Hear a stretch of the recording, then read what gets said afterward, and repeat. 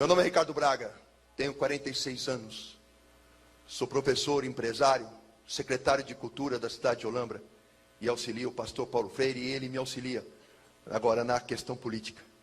Mas nem sempre foi assim. Nasci em 65 no lar espírita, minha família toda espírita. Como todo espírita, eu sempre ouvi falar de Deus, porque tinham fé em Deus.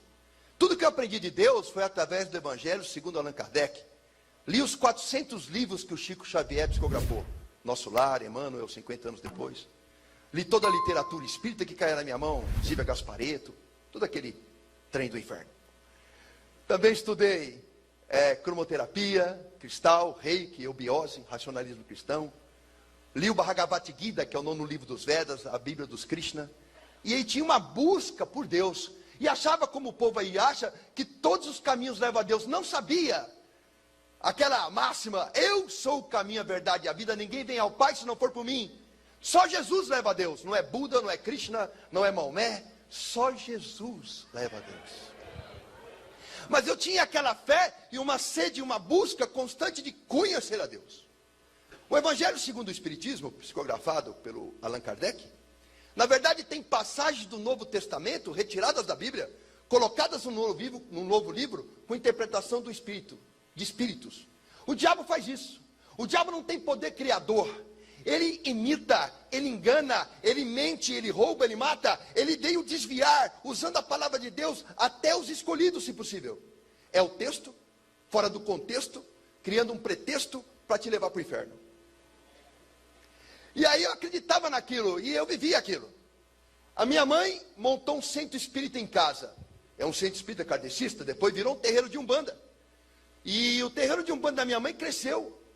De 600 a 1000 pessoas frequentavam a minha casa por final de semana. E eu estava sendo preparado para ser chefe do terreiro. Tenho cortes no meu pulso, cor cinza e tatuagens no meu corpo, porque estava sendo preparado para aquilo. Vários pactos. E no centro de Umbanda e kardecista, a gente pregava o quê? Caridade. A gente acreditava que pelas obras, pela caridade, se eu fosse honesto o suficiente, se eu fosse caridoso o suficiente, certamente eu alcançaria a prosperidade. Eu achava que era pelo que eu fizesse que Deus ia olhar para nós. Mas na verdade eu não tinha ideia da graça de Deus. Achava que Deus era alguém de barba branca, bem distante de mim, lá no alto, que não tinha nada a ver com meus pequenos problemas, que eu era responsável pela própria felicidade. E pregávamos isso, e críamos que sendo caridoso, bondoso, etc., nós alcançaríamos algum retorno. Mas quando as portas do centro espírita se fechavam, dentro da minha casa, isso não acontecia. A gente pregava aos outros caridade, paciência, mas quando fechavam-se as portas, dentro do meu lar, da minha casa, o meu pai não conversava com a minha mãe não falava com meu pai, os irmãos viviam brigados em insubordinação aos pais, não havia paz, não havia respeito, não havia misericórdia. E aí nasceu na minha mente a seguinte questão: se eu prego tudo isso e faço tudo isso, por que não dá certo? O meu pai teve 5 empresas, todas elas faliram. E ele era um homem muito ambicioso, trabalhava muito, mas quando chegava no topo ela quebrava. Às vezes eu estava naquela casona com o carro na garagem, no outro dia o oficial de justiça penhorando todos os bens. E ele não conseguia estabilidade, nem financeira, nem emocional, nem familiar. Embora pregássemos isso, não havia essa verdade na minha casa. A última vez que o meu pai quebrou, era uma firma que ele abriu de mineração chamada Daigon. A empresa quebrou. Junto com meu pai faliram homens que investiram muito dinheiro lá. E esses homens ameaçaram meu pai de morte, disseram: eu perdi muito dinheiro porque acreditei em você. Ou você devolve, ou a gente te mata. Com medo, o meu pai reuniu minha mãe e os filhos e disse assim: vamos fugir de São Paulo. Nós vamos embora daqui, porque estão me ameaçando de morte. E meu pai resolveu fugir. E fugiu com toda a família para o Ceará. Por que Ceará? O meu pai é cearense, a minha mãe é gaúcha e eu sou paulistano. Por parte de avó, alemão e italiano. Por parte de pai, espanhol e português, quer dizer, vira-lata legítimo. Aí, meu pai pegou esse vira-lata que vos fala, junto com os outros vira-latinhas, meus irmãos, e nós fomos para Fortaleza. A minha avó em Fortaleza, que ainda está viva com 95 anos, ela teve 11 filhos homens, ela pariu um time de futebol todinho. O maior é o tio Jorge, com 2,10 m. O menor é meu pai com 1,80. Eu sou o menor dos meus primos. E meu pai achou que indo para Fortaleza, tendo ele muitos irmãos, 10 irmãos, ele iria ser recebido e os irmãos dariam uma força e ele ia sair daquela situação de falência.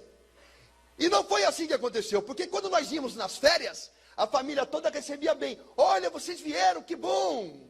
Mas agora não. Estava chegando um homem falido com esposa e filhos. A família recebeu assim: não é que vocês vieram mesmo? Aquela alegria foi trocada por uma preocupação, porque não estava chegando uma família, estava chegando um problema. Após alguns meses morando na casa de minha avó, a minha mãe reuniu eu, meu irmão e minha irmã. Eu com 14, meu irmão com 13, minha irmã com 11 anos na cama, e disse: eu estou me separando do seu pai. Não dá mais para viver com ele.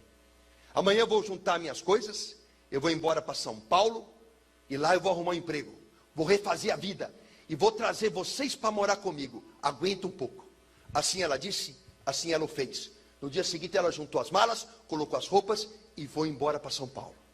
Deixando eu, meu irmão, minha irmã, com meu pai, que já era um homem intratável, e agora ele ficou insuportável.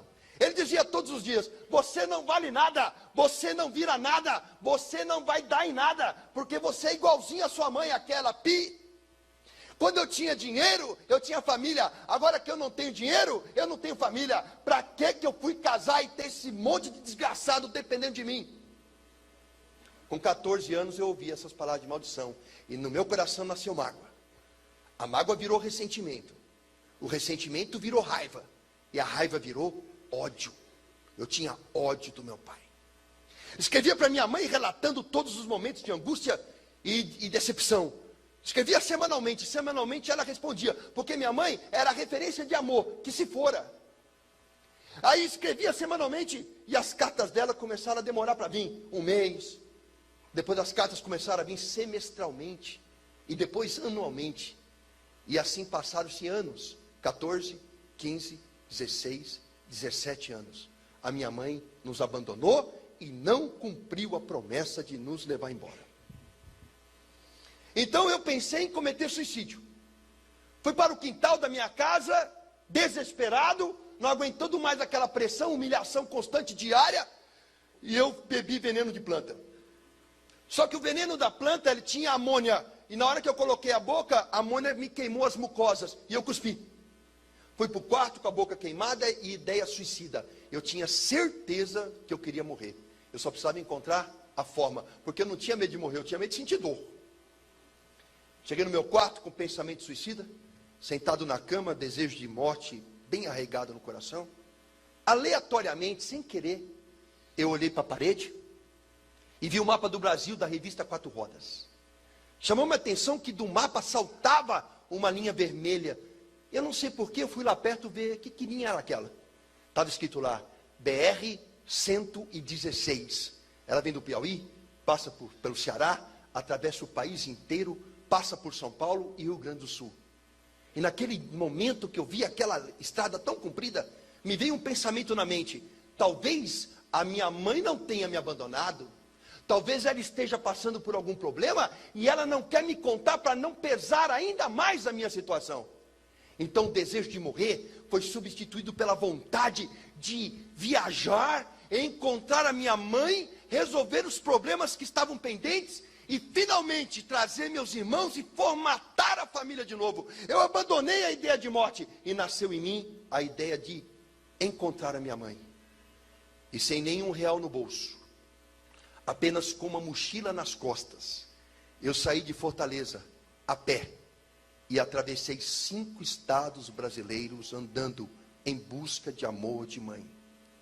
Eu sou empresário, secretário de cultura, professor, mas um dia eu fui morador de rua. Saí domingo, depois do Fantástico, com a mochila de roupa e nenhum real no bolso. Eu acreditava naquela época, vejam, eu tenho 46. O menino de 17 anos da minha geração era bem mais inocente do que o menino de 17 anos hoje. Eu saí acreditando que se eu pedisse carona, alguém daria. Se eu precisasse de algo, alguém ajudaria. E assim eu acreditei.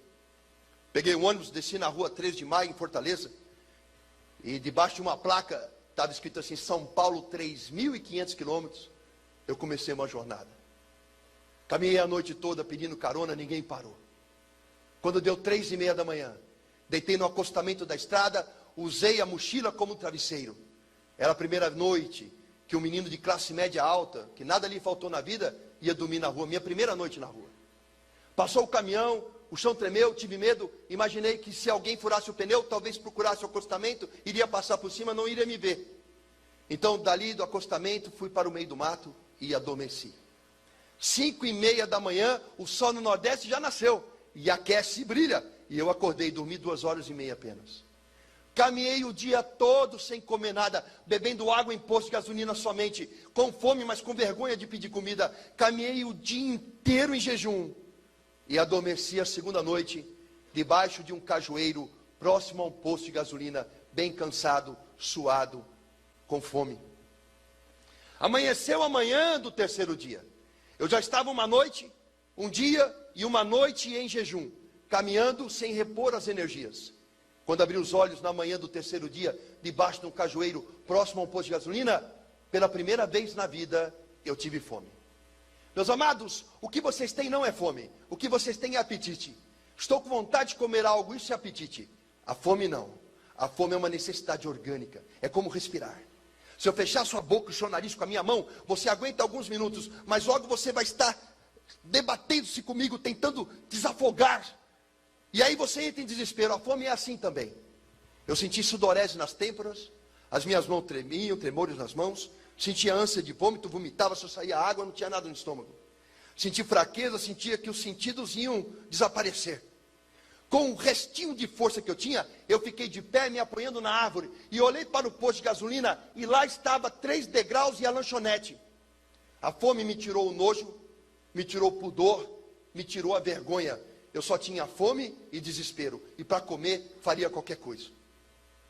Caminhei sentindo que ia perder os sentidos até aquela lanchonete, subi os 3 degraus com muita dificuldade, apoiando-me no balcão, onde haviam caminhoneiros tomando café da manhã. Aquele cheiro de café fresco, aquele cheiro de pão com manteiga na chapa, me avolumou a sensação de fome.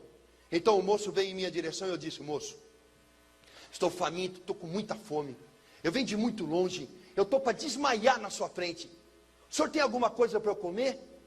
Ele gritou comigo dizendo, essa hora, mal abri já tem gente pedindo. É o dia todinho, gente pedindo. Oh meu querido, abri agora, estou atendendo esse povo. Volta outra hora. Quem tem fome, meus amados, não tem outra hora para voltar. Caminhei apoiando-me na parede com a minha mão, sentindo que ia desfalecer. Quando a parede acabou, tinha uma calçada estreita, acompanhando todo aquele corredor do posto, aquela parede comprida, e no meio da calçada, um latão de lixo. De lá saiu o cozinheiro cheio de pratos com resto de comida, provavelmente da janta da noite anterior. E ele jogou aquela comida no lixo. Caminhei até o lixo. Fiz uma concha com a minha camiseta, disputando comida com baratas e formigas. Eu enchi minha camiseta de arroz, de bisteca de porco parcialmente mastigada e tudo que eu encontrei. Dei 6 passos para fora daquela lata de lixo. Sentado no chão de terra, eu, pela primeira vez na vida, um menino de classe média alta, estava revirando lixo para almoçar. Eu comi pouco, porque o meu estômago estava muito pequeno, muito tempo em jejum. O pouquinho que eu comi já deu uma sensação de saciedade. Tive um sono incontrolável. Deitei do lado e dormi, por 6 horas consecutivas, no chão. Quando eu abri os olhos e acordei, sem que eu fizesse força, de forma inesperada, eu comecei a lembrar das vezes na minha vida em que eu tive alimento e eu nunca agradeci. Lembrei de uma vez que eu cortei um mamão papaya e ele estava machucado e eu gritei com a minha mãe. Eu disse, mãe, você não compra uma fruta que presta. Todas as frutas que você compra estão estragadas. Lembrei uma vez que eu fui comer um arroz e eu gritei com a minha mãe. Falei, mãe, esse arroz é de ontem. Não dá para fazer um arroz novo. Tem que comer essa porcaria. E eu comecei a chorar. Não porque eu havia comido lixo. Eu comecei a chorar porque eu me vi pela primeira vez. E quem eu vi, eu não gostei. Eu me reconheci mimado, arrogante, ingrato. E chorava de vergonha de mim mesmo. Essa noite você levantou, essa manhã você levantou, tomou café, almoçou, está aqui. Se você se alimentou, isso é manifestação do amor de Deus pela sua vida. Mas o que Deus tem com isso? Eu comprei minha comida?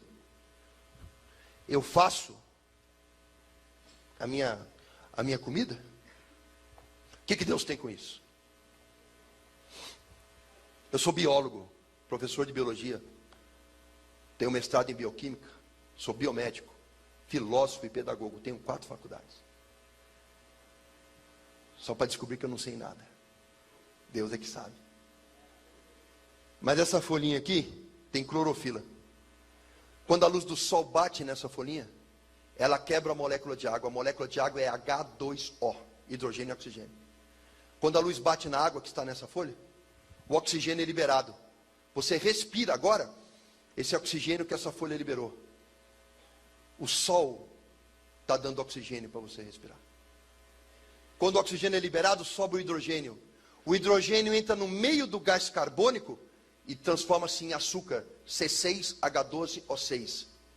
Açúcar é a base da alimentação de todo ser vivente. E o nome disso que eu falei é fotossíntese. Energia não se cria, energia não se perde, energia se transforma. Deus transforma a luz do sol através de uma folha em pão, em carne, em frango, e faz você alimentar essa manhã. Não foi o esforço físico, o teu suor do trabalho que te deu alimento. Foi a bênção que caiu do céu. É a luz do sol transformada em comida. É um milagre da fotossíntese. Você próprio é fruto de um milagre.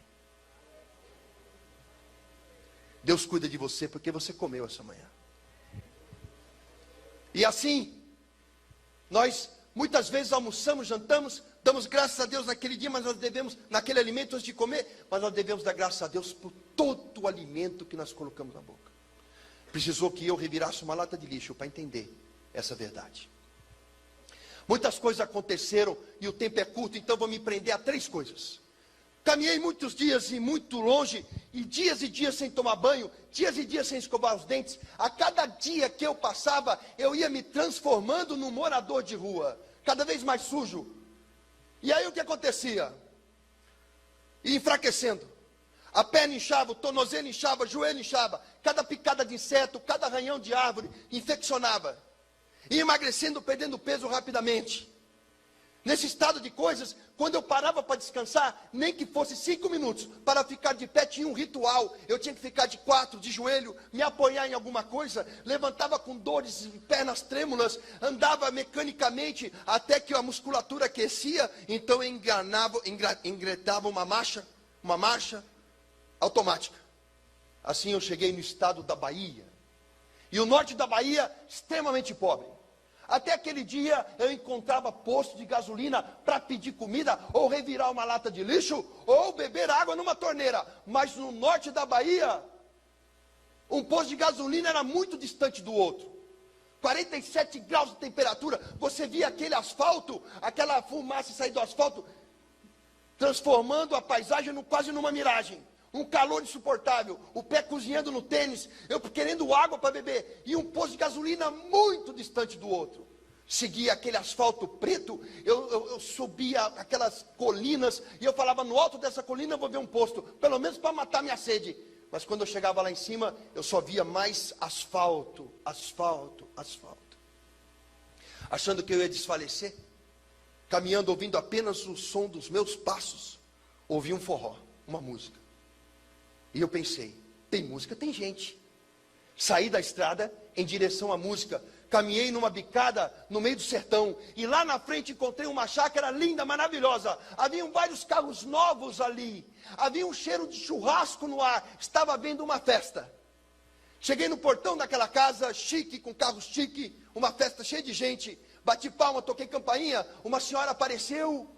E eu disse, minha senhora, eu venho de muito longe. Estou com muita sede, muita fome. A senhora tem alguma coisa para eu comer e beber? Ela estava segurando um churrasco com uma mão, bebida na outra, e disse, ô meu filho, eu estou dando uma festa, passa outra hora. Dali eu me afastei do portão, dei uns 6 passos para frente, e decidi, não, eu vou insistir. Voltei, toquei a campainha, bati palma. Ela olhou para mim, viu que era eu, retornou seu corpo, soltou os cães que vieram latindo ao portão.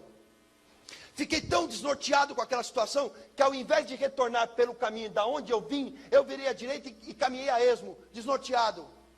Lá na frente, encontrei uma casa paupérrima, do lado de um cajueiro, uma casa de pau a pique, pau trançado, com barro pisado na parede, um balanço de pneu, 4 crianças seminuas brincavam ali, debaixo daquela única árvore, uma casa paupérrima.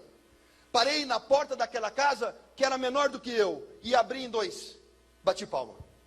Lá dentro apareceu uma senhora, pequenininha, acho que não tinha nem 1,5 metro, vestidinho de alça, pés no chão, pano amarrado no cabelo, o rosto dela tinha rugas profundas, como se fosse um papel amassado.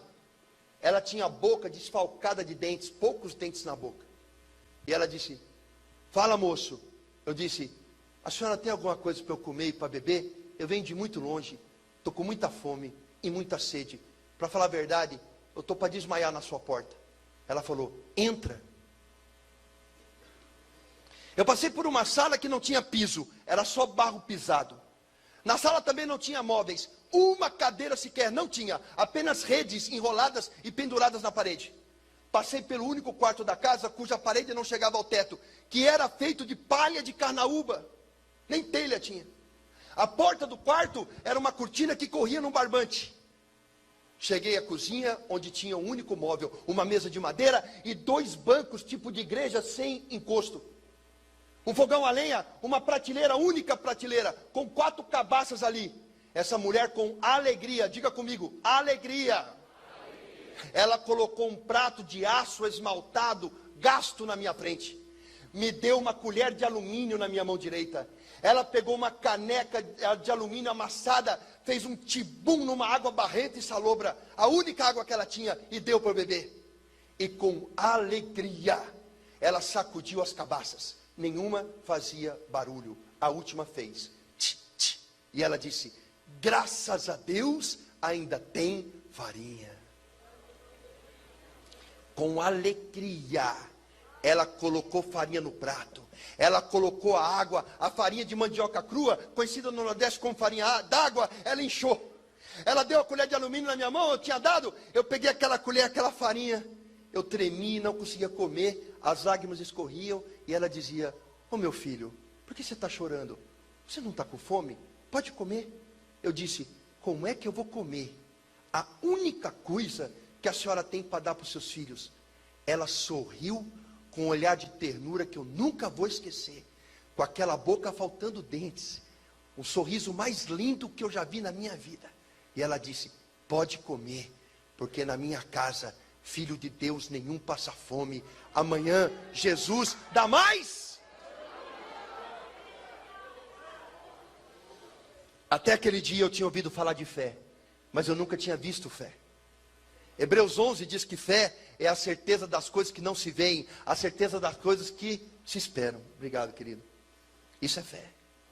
Até aquele dia eu tinha ouvido falar de fé, alguém que tem fé, mas eu nunca tinha visto alguém viver a fé. Aquela mulher tinha todas as razões para olhar para as circunstâncias e desanimar. Ela tinha o rosto envelhecido, ela não tinha beleza na sua boca. Ela tinha 4 crianças famintas e seminuas. Ela tinha uma casa paupérrima, construída, quiçá, com a força das suas próprias mãos. Ela era envelhecida, muito envelhecida, antes do tempo. Ela tinha os pés descalços, mas ela tinha uma coisa que a mantinha de pé. Ela tinha algo que mantinha o seu coração aquecido. Ela tinha algo que dava força para levantar cada manhã. Ela não olhava para as circunstâncias, ela se recusava a fazer isso, porque aquele que tem fé não olha para o gigante, olha para Deus. Como que você veio aqui hoje? Desanimado?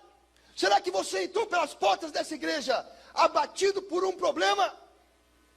Esse problema não é maior do que o teu Deus. Aquele que olha para o problema, que se prende às circunstâncias, ele é amedrontado, acuado por ela. Mas aquela mulher disse aquela frase: na minha casa, filhos de Deus nenhum passa fome, porque amanhã Jesus dá mais. Portanto, ela tinha os olhos de águia, os olhos dela estavam na fé em Deus, ela tinha um olhar acima dos problemas. E da onde vinha aquela ternura no olho? Da onde vinha aquele sorriso, aquela alegria genuína? Da fé e do Espírito que habitava no corpo dela, aquecendo o seu coração, tirando os olhos dela da circunstância, dizendo: filha, viva pela fé, viva pela fé. Em nome de Jesus. Peguei minha mochila, comi, peguei minha mochila, dei a ela, disse: nenhuma dessas roupas te serve, essa mochila não serve para a senhora, mas a senhora aceita, é a única coisa que eu tenho, a senhora pode vender, pode trocar, faça o que a senhora quiser. Ela aceitou. Saí daquela casa, só com a camiseta, shorts, um tênis que já quase não existia, e voltei para a estrada alimentado. Caminhei muitos quilômetros, passei por muitos lugares. Quando chegou no estado de Minas Gerais, era julho e fazia frio. Numa alta madrugada, a neblina na estrada, uma garoa fina, o frio nos ossos. Eu vi ali uma luz de posto de gasolina neon difusa na neblina. E eu pensei, eu preciso encontrar um lugar para dormir essa noite, porque o frio vai me matar. Caminhei apressado até aquele posto, a chuva engrossou um pouquinho, todo molhado. Eu deitei do lado de uma bomba de combustível, recolhendo meus braços para dentro da camiseta. Quando lá de trás, sem que eu percebesse, veio o vigia do posto e me chutou as costas gritando: pingaiada! Isso é hora de um pinguço vir dormir aqui no posto. Eu não sei se você já tomou um chute nas costas, uma bolada ou caiu. O fato é que quando a gente leva uma pancada nas costas, o ar nos falta, nós não conseguimos respirar. Eu não conseguia responder nada a ele. E ele dizia: olha aí, não consegue nem ficar de pé, não consegue falar, está bêbado. E pisou na minha cabeça, pisou nas minhas costas, chutou minhas costelas. E eu saí com a cara no chão, me arrastando para fugir daquela surra, até depois da marquise do posto, quando ele parou de me bater, porque a chuva havia engrossado. Com o rosto em lama, fui até um pneu de um caminhão, com dores, fome, frio, fiquei de pé. Dei a volta pelo posto de gasolina, lá atrás, pelo meio do mato. Entrei no banheiro, sujo de posto. E do lado de uma privada, cheia de excremento humano, tinha sua descarga quebrada. Peguei papel de enxugar a mão, peguei papel higiênico, coloquei dentro da camiseta para tentar me aquecer. Fechei o ferrolhinho com a mão. Olhei para o teto e comecei a chorar, porque eu lembrei que todos os dias da minha vida, eu tinha uma cama, eu tinha um cobertor, e eu tinha um travesseiro, e eu tinha uma família, e eu nunca disse muito obrigado, Deus. Se você tem um colchão para dormir hoje, você agradeça a Deus.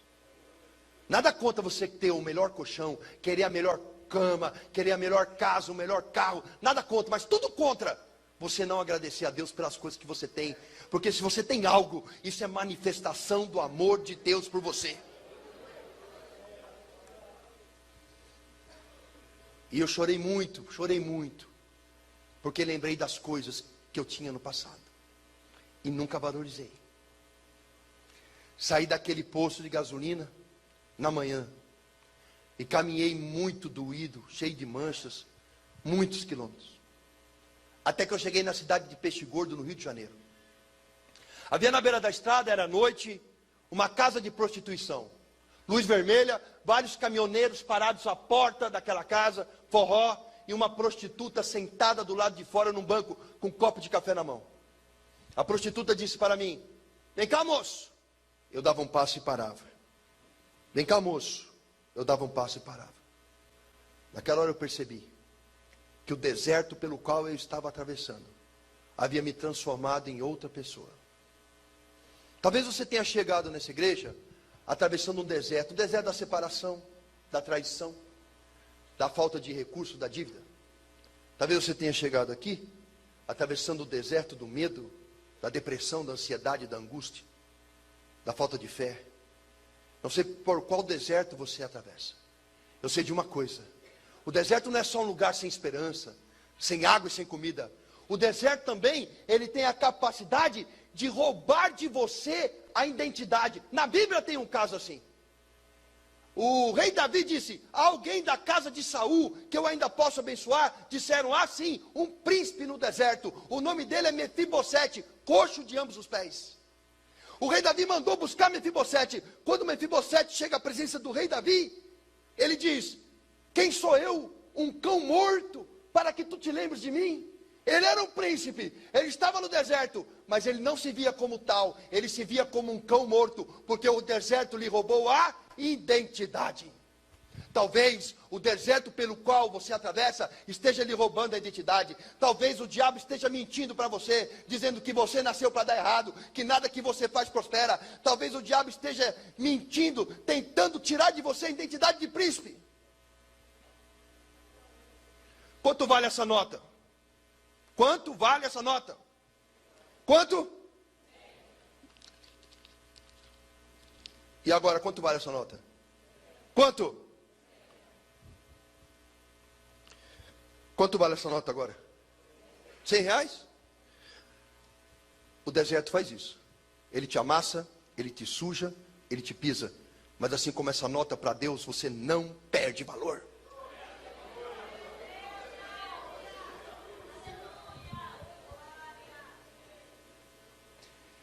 E a prostituta me chamou.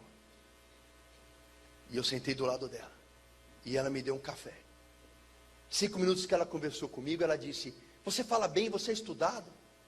Eu estudei nos melhores colégios de São Paulo. Ela falou: o que você está fazendo na rua? Contei a minha história.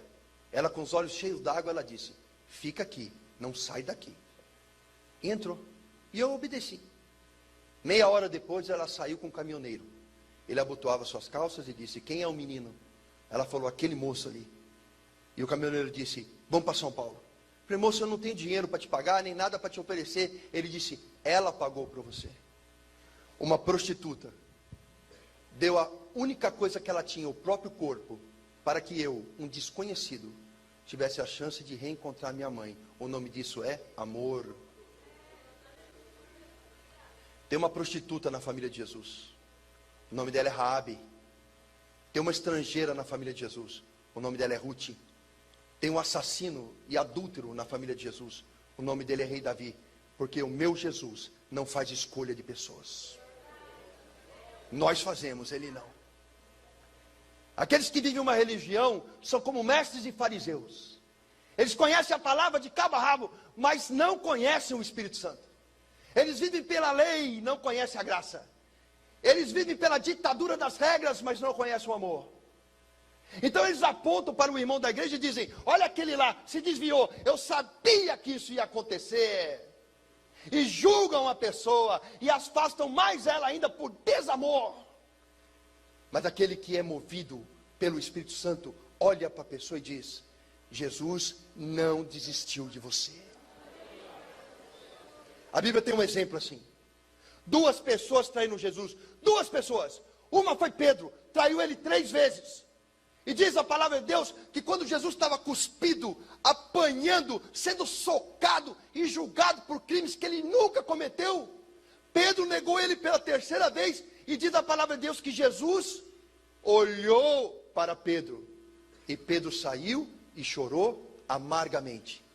Judas também traiu Jesus. Mas ao invés de procurar Jesus, Judas foi aos fariseus, deu a moeda para o fariseu e disse: olha, eu me arrependi. O fariseu olhou para Judas e falou: você é culpado de um sangue de um inocente. Judas saiu de lá e se enforcou. O olhar de Jesus salvou Pedro. O olhar do fariseu matou Judas. O olhar de Jesus provocou em Pedro arrependimento, e arrependimento admite perdão. O olhar do fariseu a Judas provocou remorso. O remorso vem carregado de culpa, e a culpa leva à morte. Qual é o olhar que você tem para com seu irmão? É o olhar de Jesus ou é o olhar do fariseu? Se você olhar para o seu irmão com religiosidade, você olha com o olhar de fariseu e leva ele à morte. Morte espiritual, morte material. Mas se você olhar com o olhar de Jesus, esse filho pródigo retornará à casa do Pai, em nome de Jesus.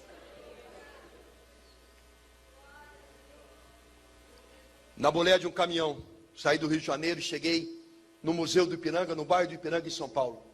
Cheio de alegria, porque eu tinha 17 anos, e com 17 anos, cheio de problemas, eu consegui chegar. e era uma sensação de vitória, porque eu ia em busca de amor de mãe.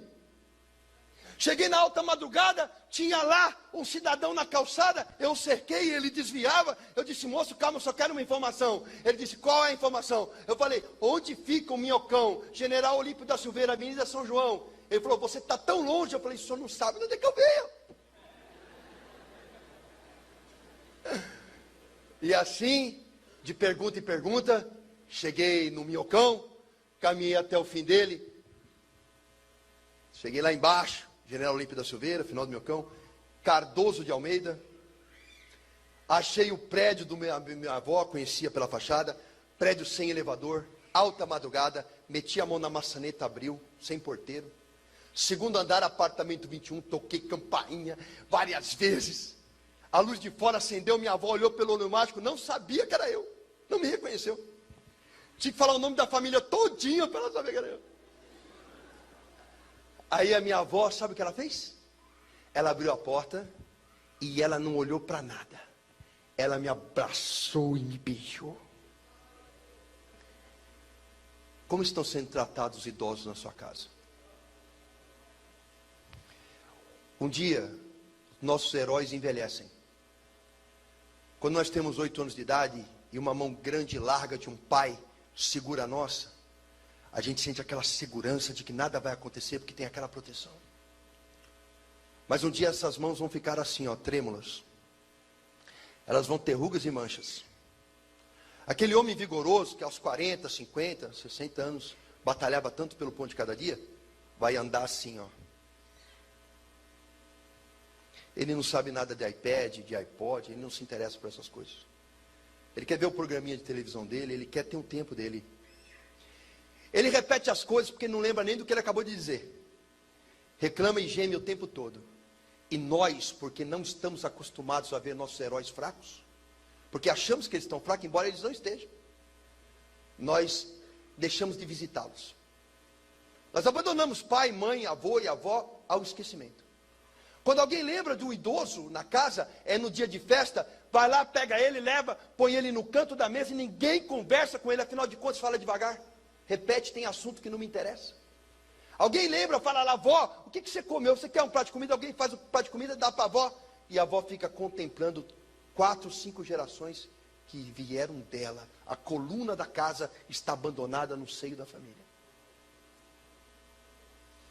Mas se algum dia acontecer com você de você perder tudo, de você ficar sujo, doente, miserável, é naquele corpo alquebrado e dolorido, naquelas mãos trêmulas que abrigam o mesmo espírito que te pegou no colo no primeiro dia de vida, que você vai encontrar a força e o amor para ficar de pé.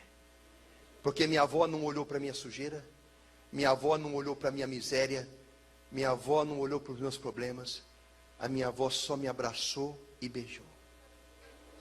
Como estão sendo tratados os idosos na sua casa? Eles merecem um lugar de honra. E não é uma opção, é uma ordem. Amarás o Senhor teu pai e tua mãe, para que teus dias sejam prósperos na terra. É um mandamento. Minha avó mandou eu tomar banho, e eu fui. E eu cheguei no banheiro e tirei a roupa. E pela primeira vez me vi nu. Não enxergava a cor da minha pele. Eram placas e placas de fuligem, de gordura. Olhava para o meu cabelo empastado, comprido. Gustavo, olhava lá, meu cabelo empastado e comprido. Olhei meus dentes no espelho, eu não enxergava a divisão entre eles. Passava a língua, era uma crosta. Fui fazer xixi, saiu sangue. Abri o chuveiro, aquela água quente, o primeiro banho, quente. Aquela água quente caía, ela não me esquentava só a pele, mas me esquentava os ossos. Fazia o sabonete no corpo, fazia pouca espuma, tamanha era a sujeira. O mesmo com o shampoo, saía aquela água preta pelo ralo. Eu apoiei as mãos na parede e chorei, porque todos os dias da minha vida eu tive um banho quente e eu nunca disse muito obrigado. Nunca. Saí do banheiro com o pijama emprestado do vô. Fui até a cozinha, era alta madrugada, minha avó não fazia comida há muito tempo, ela comia de marmita do restaurante. E ela fez o quê? Umas torradas com queijo, e orégano, e azeite, e fez um todão quente. Eu comi aquela torrada e aquele tote, comi pouco, porque o estômago estava apertado. Mas nunca na minha vida eu comi comida tão gostosa. Sabe, meus amados, eu como com empresários, nos melhores restaurantes. Muitas vezes eu estou em Brasília, várias vezes ao lado do pastor Paulo. E quando eu saio com deputados para almoçar, às vezes em restaurantes chiques, eu como comidas caras e finas. Mas nunca na minha vida eu comi, nem vou comer nada mais gostoso que aquela torradinha, aquele todão. Porque não era só uma comida limpa, era uma comida cheia de amor de vó. Amor de vó. O lar, para mim tem um sinônimo. Lar para mim é a mesma coisa que útero. É um lugar em que você se protege, é um lugar de acalanto, é um lugar de descanso. E muitas vezes é o lugar que nós mais manifestamos a nossa ira. Temos paciência com clientes, paciência com amigos, dedicamos horas a fio ao trabalho, e quando chegamos no lar, nós ligamos a televisão e não damos atenção à esposa. Nós não olhamos um filho que cresce, porque nossos olhos estão sedentos de uma novela, e nós não olhamos para o lado. Nós não vemos que nós estamos num lugar sagrado, uma família que foi constituída por Deus e que está sob a égide, a bênção dele. E nós lá descarregamos o nosso ódio, o nosso cansaço, maldizemos os que nos querem bem. Nós estamos rasgando o útero para ficar desprotegidos. Essa é a verdade. Essa noite você vai sair daqui pedindo perdão para sua esposa, para o seu esposo, para o seu filho. Porque Deus tem uma obra para fazer na sua casa. E aí minha avó colocou um colchão no chão fino. E eu deitei naquele colchão, muito tempo dormindo no chão, em cima de pedra. Quando eu deitei naquele colchãozinho fino, parecia que meu corpo não parava mais de afundar. Olhei para o teto e pensei, hoje não chove na minha cabeça. Dormi profundamente, seguro. Quando abri os olhos de manhã, minha mãe estava sentada no sofá, olhando para mim. Pulei nela, abracei, agarrei, beijei, quase sufoquei. Choramos juntos, soluçamos juntos. E ela disse, meu filho, por que você fez essa loucura? Falei, mãe, não sei qual é o problema que você está passando, mas eu vim resolver. Me põe no médico, me ajuda a ficar forte, eu vou juntar com a senhora, nem que eu tenha que vender limão no sinal. Nós vamos ganhar dinheiro, nós vamos trazer meus irmãos, fazer a família junta de novo. E ela olhou para mim e falou, filho, não estou passando por problema nenhum não. Só que eu casei de novo. E o homem com quem eu casei, não quer que você more comigo. Minha mãe estava me rejeitando pela segunda vez. Só que essa vez doeu mais. Porque eu arrisquei a vida para ouvir que eu não podia ser amado.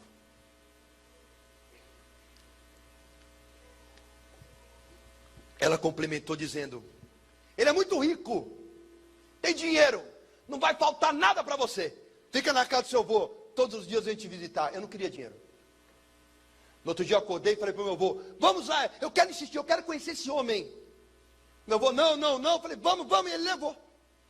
Cheguei lá, depois do Brooklyn, depois da estátua do Borba Gato, na Avenida Santa Marta tem uma rua, chamada 9 de Julho, uma rua mesmo. Aí cheguei lá, subi o prédio com meu avô, toquei a campainha, Lineu Spalato abriu a porta. Viu meu avô, deduziu quem eu era, falou, você é o filho da Nilda? Eu falei, sou eu mesmo. O senhor casou com a minha mãe e eu vim aqui lhe fazer um pedido. O senhor não me conhece e o senhor não deixou eu morar com a minha mãe. Eu vou te fazer um pedido. Deixa eu morar um mês com você. Se eu atrapalhar, você me manda embora. Se eu não atrapalhar, não me tira da minha mãe. Ele disse, não, eu tenho muito dinheiro. Fica na casa do seu avô, nada vai te faltar. Rejeitado pelo padrasto, desci com meu avô até a calçada, esperando um táxi, fiquei meditando na vida. Aí eu falei para o vovô, é possível ser feliz? Meu avô falou, é.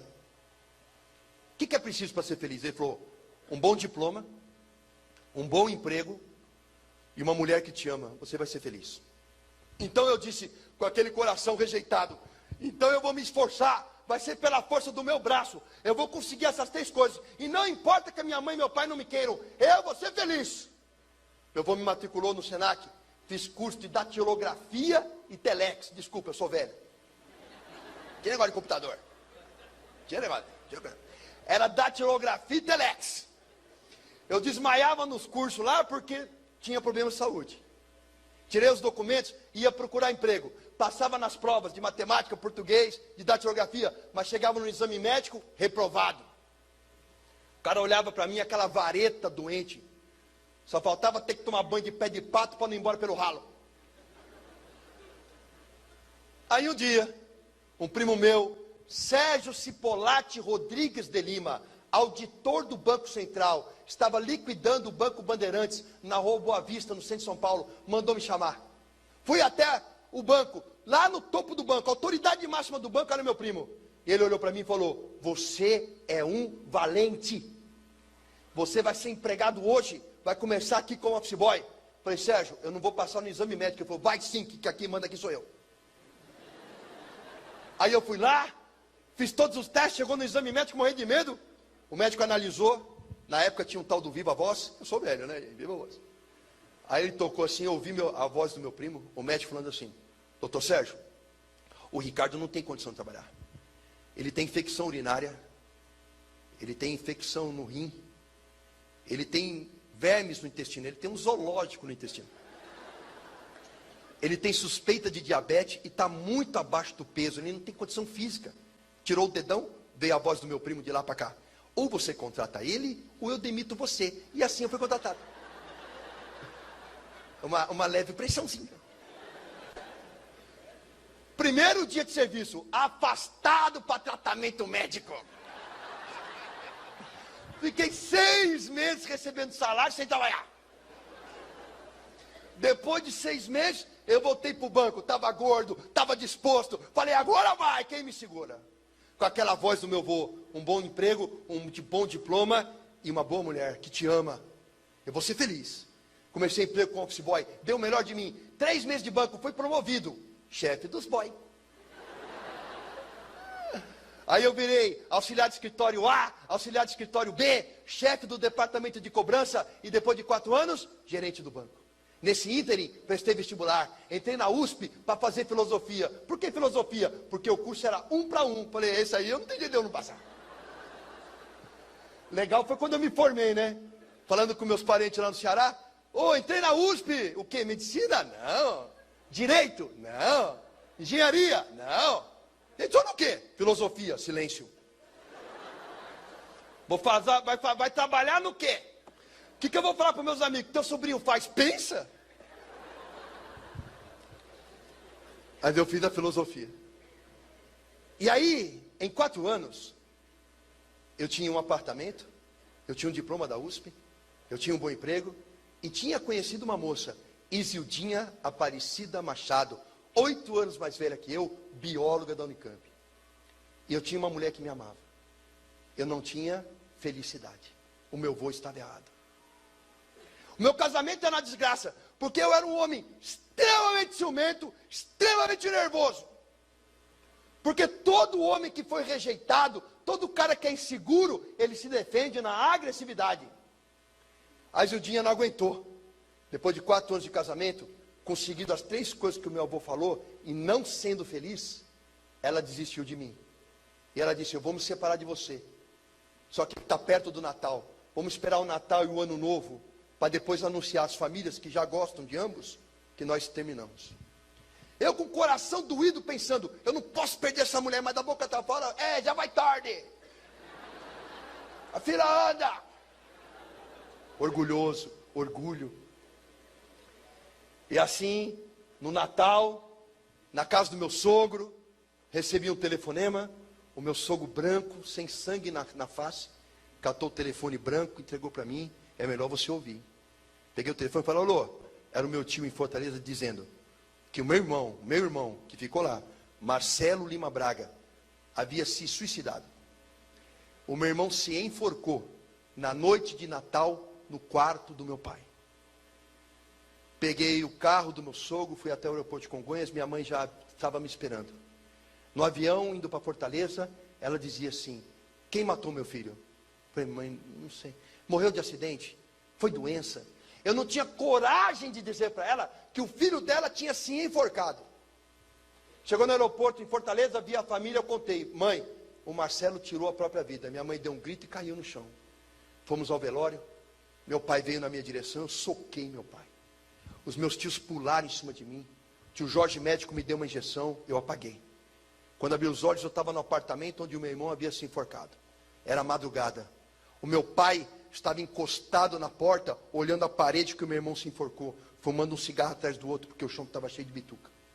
Eu queria sair daquela cama e jogar meu pai pela janela, porque o ódio que eu tinha dele era um ódio de morte.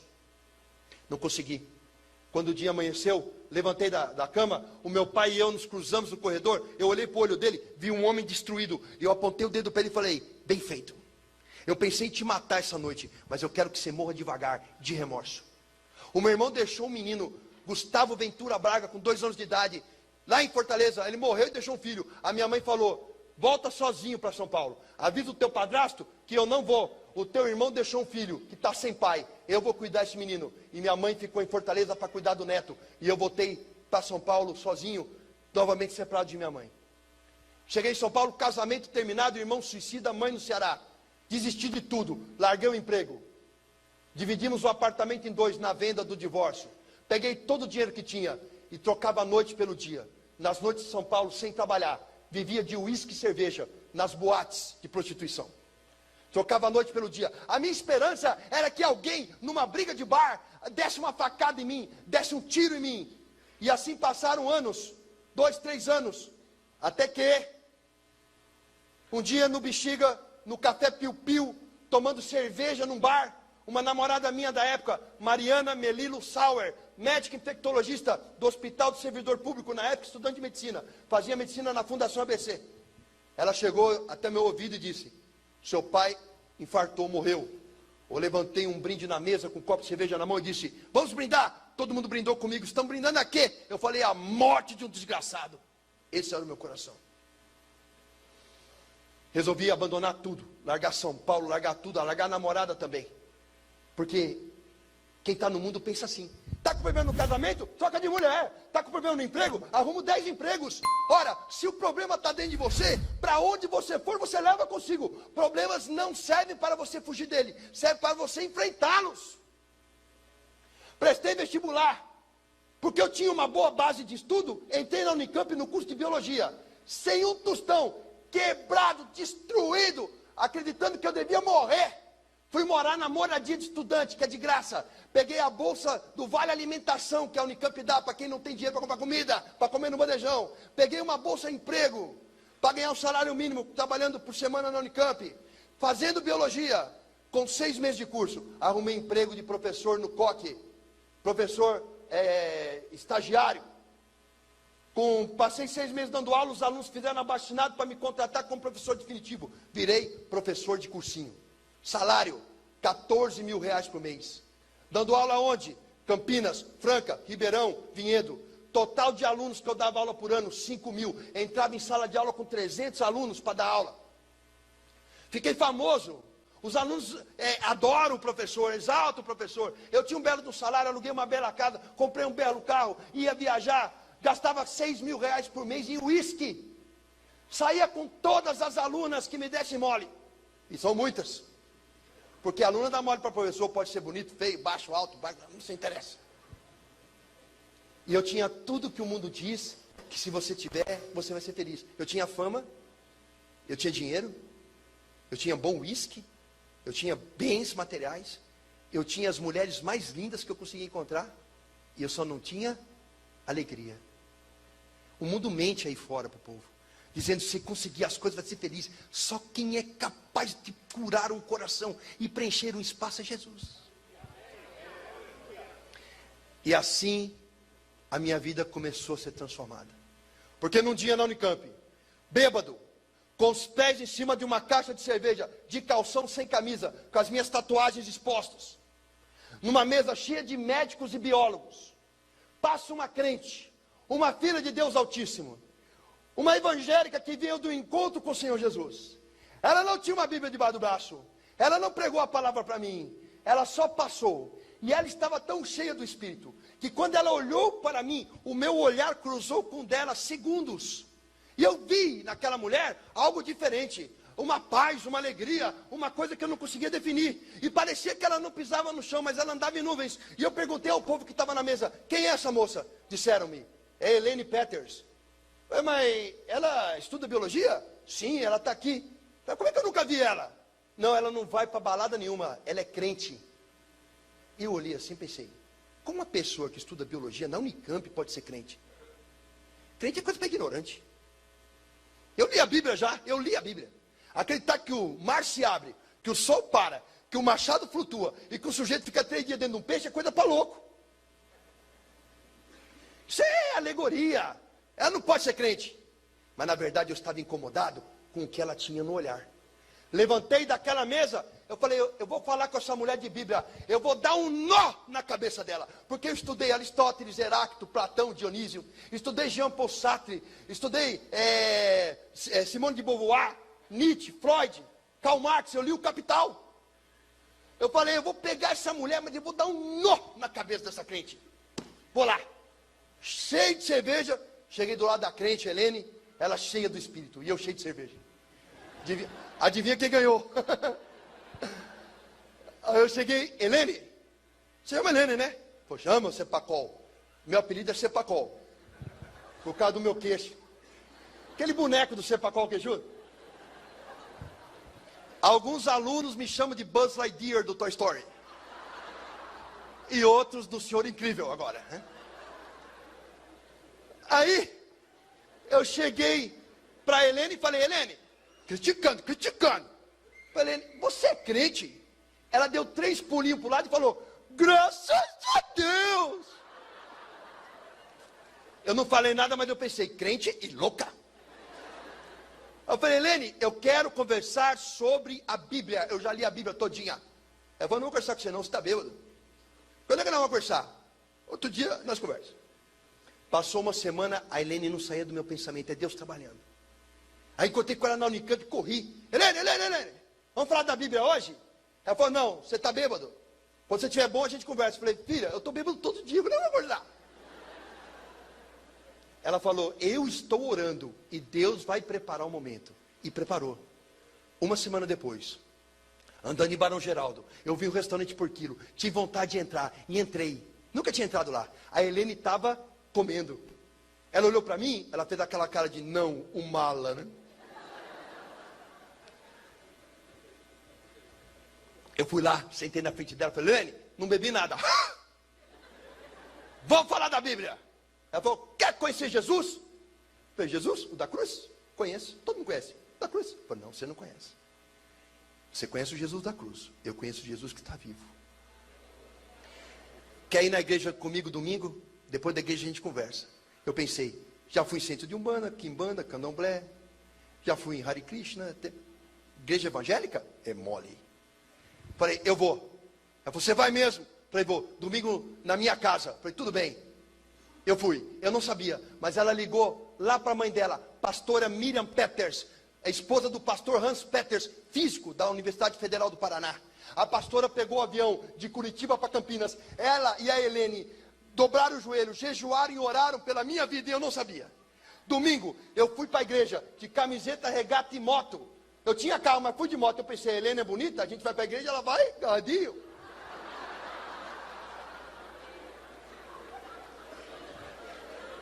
Esse era o meu coração. Aí quando cheguei na casa da Helene, toquei a campainha, quem apareceu lá? A Helene? Não, a mãe dela. Pastora. Ela correu no corredor, me abraçou, me apertou, chorando, e disse no meu ouvido, Jesus te ama e eu também. Eu não falei nada, mas eu pensei, essa loucura é de família. Aí falei, eu estou de moto, nós somos em 3, como fazemos? Ela, nem a que for a pé, nós vamos para a igreja. Pegamos o ônibus e fomos. Chegamos na igreja, chegamos no meio do louvor, o povo estava lá adorando ao Senhor, em línguas, orou quando sorou, e a Roma Súria, canta lá, e eu olhava aquilo, eu falei, o que é isso? Olhei para o lado para falar com a Helene estava assim. Olhei para o outro lado para falar com a mãe dela estava atrás de mim assim. E eu querendo sumir dali. De repente, na hora do louvor, toca um louvor a Deus. Dizia assim, em tua presença sou fortalecido. E eu estava só o pó. Em tua presença, Senhor meu Deus, Em tua presença é onde devo estar, quero estar.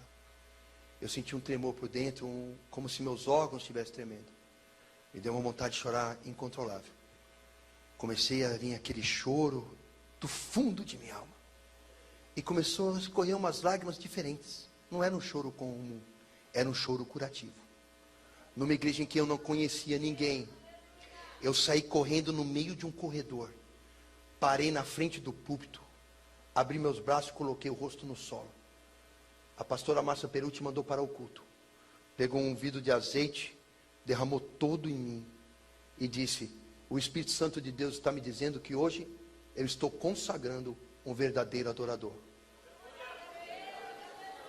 Assumi a posição fetal. E é como a mão de Deus tivesse entrado em mim. Eu comecei a chorar copiosamente. Chorei a perda do meu irmão. Chorei a mágoa da rejeição.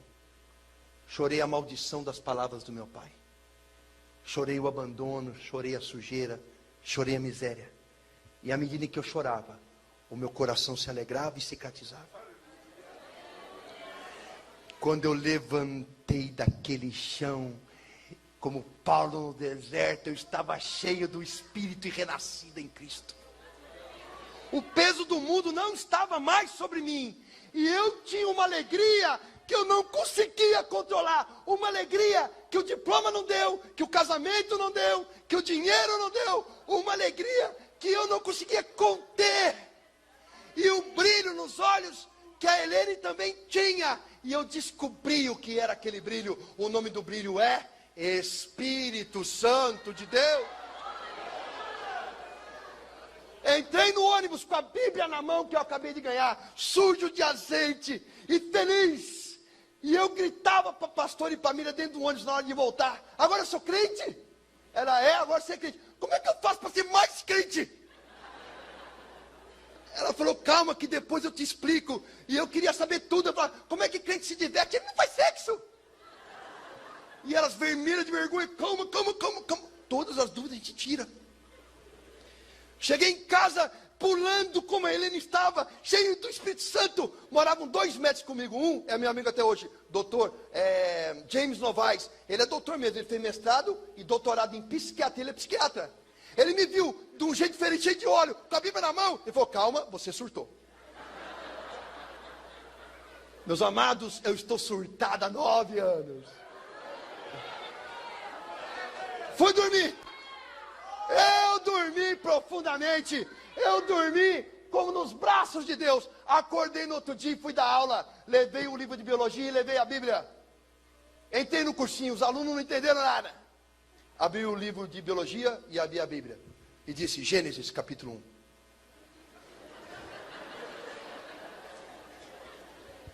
E a terra é vazia e sem forma. Biologia.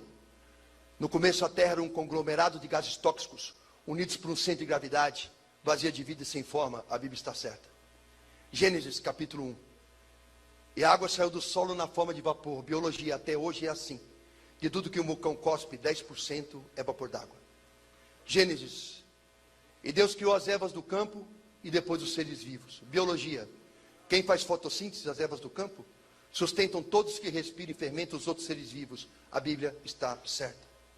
Gênesis. E Deus criou o homem do barro. Biologia. Carbono, hidrogênio, nitrogênio e oxigênio. Formaram a primeira molécula orgânica, um ácido nucleico, em meio aquoso no barro. A Bíblia está certa. Levantei a Bíblia numa sala de aula com 300 alunos e disse: se ele está certo no começo, ele está certo no final. Vamos baixar a cabeça e se arrepender, porque Cristo vive.